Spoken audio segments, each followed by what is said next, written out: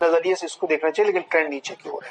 दुनिया भर के बाजारों में संकेत बहुत बढ़िया है, तो मुझे लगता है कि सिलेक्टिव अप्रोच रखना चाहिए और स्टॉक स्पेसिफिक बाइंग करके चलें। इंडेक्स को फिलहाल ना देखें, वो 150 पॉइंट की जो ऊपर दिख रहा है वो पता नहीं मुझे बहुत अट्रैक्ट नहीं करता है, लेकिन मेरी जो थीम है फार्मा वाली वो अभी भी इंटैक्ट है, तो लगभग उसी तरफ फोकस आज भी रहेगा। फार्मास्यूटिकल तड़का है। हाँ, कोविड केसेस ये तो सच है, 3.66 लाख पे पहुंच गए। 1 2 3 4 वेडनेसडे से लेके सैटरडे तक हर दिन 4 लाख के ऊपर का आंकड़ा था, तो उससे तो नीचा है। पर एक बात मैं ऐसे मेंशन नहीं कर रहा था, क्योंकि एक बात ध्यान रखिएगा, मंडे फैक्टर एट प्ले रहता है। ये इस हफ्ते का नहीं, पिछले 4 हफ्ते का हर मंडे का आपको एक तगड़ा डिप नजर आता है, उसके बाद केसेस स्पाइक होते हैं, तो उस बात का ध्यान रखेंगे। कई लोग कहते हैं वीकेंड में टेस्टिंग थोड़ी सी ढीली पड़ती है, इसीलिए भी इस तरह का इंपैक्ट आता है मंडे को, फिर इवेंचुअली पिकअप होता है। होपफुली ना हो, फिंगर्स क्रॉस, लेकिन चलिए नजर रहेगी कोविड पे। आप लोग सब ध्यान रखिएगा अपना अपना। 10 के 10 बल्लेबाज है, जब नीरज जी ने कहा बढ़िया पिच है हर तरफ से, ग्राउंड अच्छा, पिच बढ़िया, तो 10 के 10 बल्लेबाजों के साथ आज मैं उतर रहा हूं। वैसे फोकस खरीदारी पर ही है। पहला स्टॉक जो फ्राइडे को भी बड़ी चर्चा में था, कार्लाइल जो था वो स्टेक बेच रहा था एसबीआई लाइफ में, डिस्काउंट पे वो डील होनी थी। स्टॉक दिखाइएगा कहां डिस्काउंट पे डील और कहां दिन के हाईस के आसपास जाके वो स्टॉक बनता हुआ नजर आया।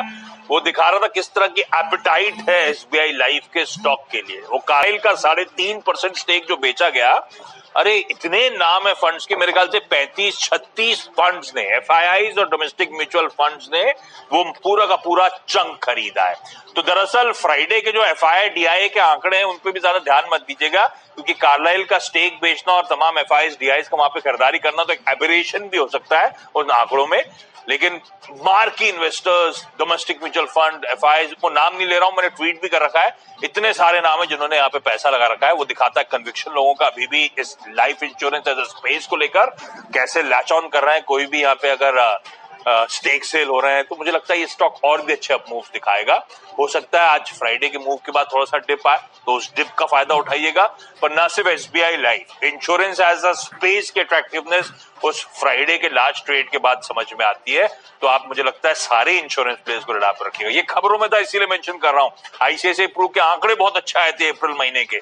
इनफैक्ट आईसीआईसीआई प्रू नहीं, सारे के सारे इंश्योरेंस प्लेयर्स के लार्जली आंकड़े अच्छे आए थे। मुझे लगता है पूरा इंश्योरेंस स्पेस, लेकिन मैं रख रहा हूं सिर्फ एसबीआई लाइफ इस समय आपकी स्क्रीन पर 1025 तक जाने की शायद कर रहा है तैयारी। दूसरा इंटरेस्टिंग क्यों, मैंने कहा था अक्रॉस एसेट क्लासेस बाइंग है, तो डाउ और डाउ फ्यूचर्स की तो हमने बात कर ली थी। कच्चे तेल में $70 के किसिंग डिस्टेंस पे आज सुबह आपको ब्रेंट नजर आएगा। इस तरह की तेजी है। हमने फ्राइडे को कच्चा तेल छोड़ा था $68 के नीचे, $69 के ऊपर आज सुबह ट्रेड करता हुआ नजर आ रहा था, तो बिल्कुल सही अनुमान है लोगों का, शायद $70-72 तक की तैयारी कर सकता है। खैर वो करे ना करे, लेकिन मुझे लगता है कच्चे तेल रिलेटेड प्लेस को अडाप्ट रखिएगा। आज रिस्क ऑन ट्रेड्स का वैसे ही स्ट्रीट का मन है। ऑयल इंडिया, ओएनजीसी पिछले हफ्ते उतार चुका हूं मैं, ओएनजीसी में बहुत वैल्यूअर्स की बहुत डिटेल में चर्चा हुई है, लेकिन ऑयल इंडिया एक प्रॉक्सी है ओएनजीसी का, छोटी 1/10 ऑफ ओएनजीसी कह लीजिए, और बिल्कुल उसका प्रॉक्सी है। मुझे लगता है ऑयल इंडिया को आज जड़ा पर रखेंगे। खरीदारी करने का मन, लेवल स्क्रीन पे नोट डाउन करिएगा। और क्योंकि कच्चे तेल के प्ले की बात कर रहा हूं, तो एक स्टॉक और, Hindustan oil exploration company HOEC, क्या बढ़िया मूव आना शुरू हुआ है स्टॉक में, और ये आप 100 रुपीज के पार इस समय आके खड़ा हुआ आपको नजर आएगा। फर्दर लेग्स होंगे इस तरह के मोमेंटम इन स्टॉक्स में। 107 तक के लेवल्स के लिए यहां पे अप्रोच करें।